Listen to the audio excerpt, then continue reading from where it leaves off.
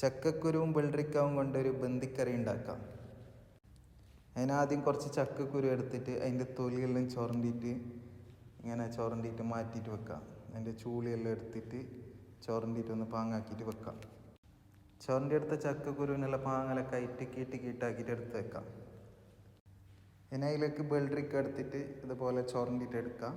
എന്നിട്ട് മുറിച്ചിട്ട് അതിൻ്റെ ഉള്ളിലത്തെ വിത്തെല്ലാം ചുരണ്ടിയിട്ട് എടുത്തിട്ട് ഒന്ന് കയറ്റി ചെറിയ ചെറിയ പീസാക്കിയിട്ട് മാറ്റി വെക്കാം. ഇനി ചടപടയെന്ന് കറിയാക്കുന്ന പരിപാടിയാണ്. ചട്ടി വെക്കുക, അതിലേക്ക് ഈ വെള്ളരിക്ക ചക്കക്കുരു എല്ലാം ഇട്ട് കൊടുക്കാം. പിന്നെ മുറിച്ച് വെച്ച ഉള്ളി, തക്കാളി, പച്ചമുളക് എല്ലാം ഇട്ടിട്ട് കുറച്ച് വെള്ളവും കൂട്ടിയിട്ട് ഉപ്പും മഞ്ഞൾപ്പൊടിയെല്ലാം ഇട്ടിട്ട് ഒന്ന് തിളപ്പിക്കാം. ഒന്ന് തിളച്ച് വരുമ്പോൾ അതിലേക്ക് മുളക് പൊടി, മല്ലിപ്പൊടി എല്ലാം ഇട്ടിട്ട് വീണ്ടും തിളപ്പിക്കാം. നല്ല ടൈറ്റും ആക്കണ്ട, ലൂസും ആക്കണ്ട, മീഡിയമിലാക്കിയിട്ട് തിളപ്പിച്ചിട്ട് എടുക്കാം.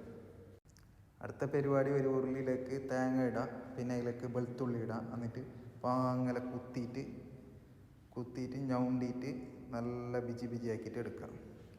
എന്നിട്ട് ഈ തിളച്ച് വരുന്ന ഇതിലേക്ക് വെള്ളരിക്ക ചക്കക്കുരുവിലേക്ക് ഇട്ട് കൊടുക്കാം. എന്നിട്ട് ഒന്നും കൂടി തിളപ്പിക്കാം. ഇങ്ങനെ നല്ല തിളച്ചിട്ട് വരുമ്പോൾ കലമ്പ് വരുന്ന പരിപാടിയാണ്.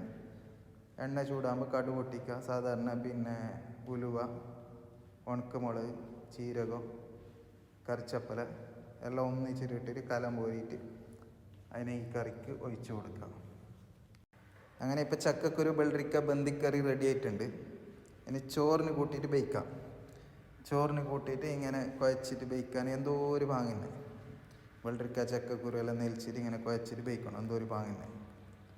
വീഡിയോ ഇഷ്ടമായെങ്കിൽ ലൈക്ക് ചെയ്യുക, സബ്സ്ക്രൈബ് ചെയ്യുക.